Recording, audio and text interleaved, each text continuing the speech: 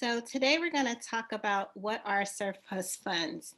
And there's a lot of different terminologies that people refer to as surplus funds. So that's what I'm going to cover right now is there's three different type of names, or actually four different type of names, but they all mean the same thing. And I actually put three there. Ooh. Uh, but so these are basically they're called excess funds, overages, surplus funds, and overbids. Pretty much they all have different names, but they all mean the same thing. However, there are different niches. And if you're new to this channel, it's the Leverage Million Dollar Blueprint. And I strictly only talk about tax deeds. But just for the sake of this video, I want to kind of cover what type of surplus funds or overages are out there. Like I said, I only do tax deeds, and this whole channel is about tax deeds and overages.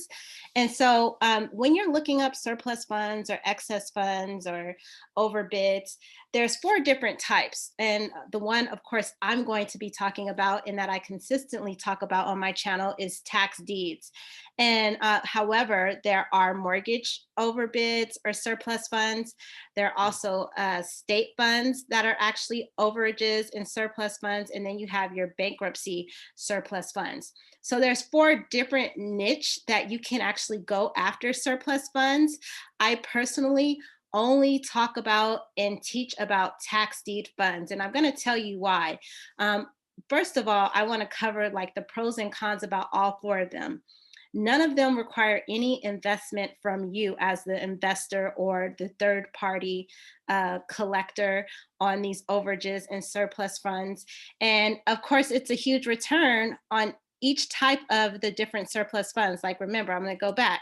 You have your tax deed, you have your mortgages, and you have your state funds, and then you have your bankruptcies. I particularly am not familiar with the last three. However, I have collected from state funds personally myself. Um, Pretty much everybody in any state you should look in on your state funds to see if there's an overage or surplus fund. A lot of times we move or a job can't not locate us and then it goes into a surplus fund, but there are a lot of different ways that you could collect state funds. But I want to really just talk about the pros and cons for a few of them. And the pros is, like I said, there's no investment required and it's pretty much a decent return. However, like on surplus funds, you only could collect 10% as a third party. Bankruptcy surplus funds, I don't think there's a cap. I'm not really sure, but that's when people file bankruptcy and the judge allots money to the different creditors and then they can't find the creditors. So there's a surplus fund that you can help collect. I don't know the cap on that. However, the cons about this whole business and what I find a lot of people having issues with is the research, right?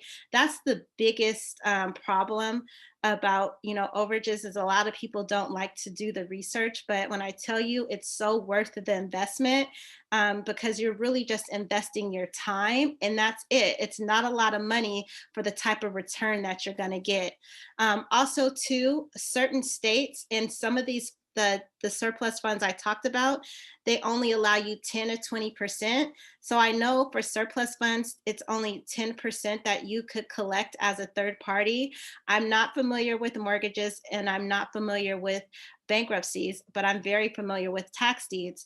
And one of the things I love about tax deeds is that you can actually charge more than 20% to find these funds for these individuals. However, in certain states, there is a maximum, meaning that, like, for example, in Texas, you only can do 10%. And another thing too is a lot of people always ask me, what is the best state or, what county I should focus on. I always teach my students to, just for the sake of the learning curve, I always teach my students to go within 3 or 4 counties within their area and contact them. And I show them that process for their specific area. Just really depending upon where you live, you might be in a state where they don't allow, tax deed surplus funds at all. However, most states do. And in my course, I give you a template of all the states. And I also give you the redemption periods. That's another con I didn't put on there now that I'm thinking about it. Some of the states only allow up to a certain amount to collect the money.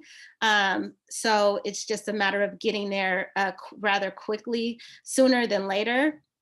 So those are some of the things, but what I really love about, the surplus funds or the excess funds or overages, what I really like about this type of investment is that you're investing very little money to get a huge return. So I just wanted to cover that. I know that there are some people on YouTube that teaches state surplus funds, and even though you're getting 10%, I just feel like you're doing the same amount of work, and it's more of a volume, but they are easier to collect than on tax deeds sometimes. So it just really depends on the type of person and how you go about doing your business and how you go about doing research.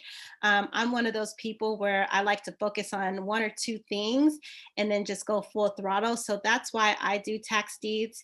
And I have a way of teaching my students on how to be the first one to the finish line so that you're almost guaranteed to get the overage for a claimant, which results in a higher payday.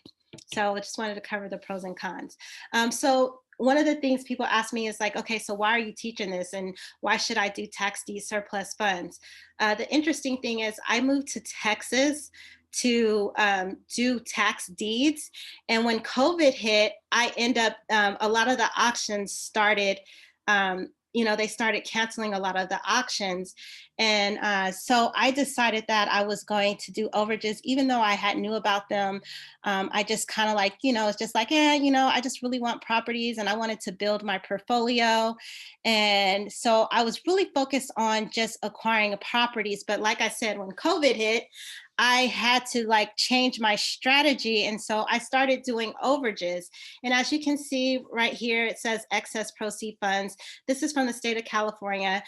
They do not have a cap on you collecting overages for the claimant. And they are third party friendly, meaning that there's a lot of counties that allow the claimants to assign their overages over to you. So this is just, me just showing you that the proof is in the pudding. This particular overage was 163,000. I'm from the Bay Area, so if you guys could imagine, properties are pretty high there, right? So the overage is always going to be in the six figures. So I pretty much do most of my overages in California because the overages are a lot higher.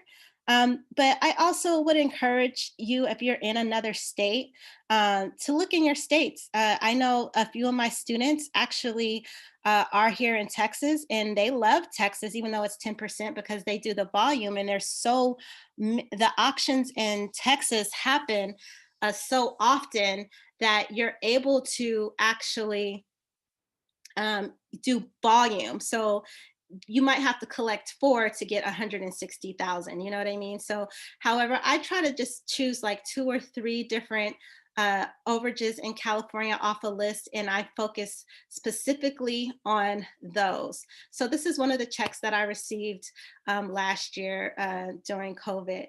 And what I want you to get from this video is that, personally, in my opinion, tax deed overages are one of the best ways that you can actually start acquiring money in the tax deed field. And so if this video was helpful to you and you got a better idea of what surplus funds and overages, please like and subscribe to my video. And I also wanted to say, join my cohort. And basically what my cohort is that it's a mastermind. And so I bring all the students together and we collectively do claims together. So currently I'm probably not going to I was doing them once a month. Now I'm probably going to do them twice a year. So my next one will be in April. Of course, the list will come from California, and we will collectively work on an overage list. So basically, in my cohort, I pretty much do everything for you except for the research, because that's what you need to learn is the research.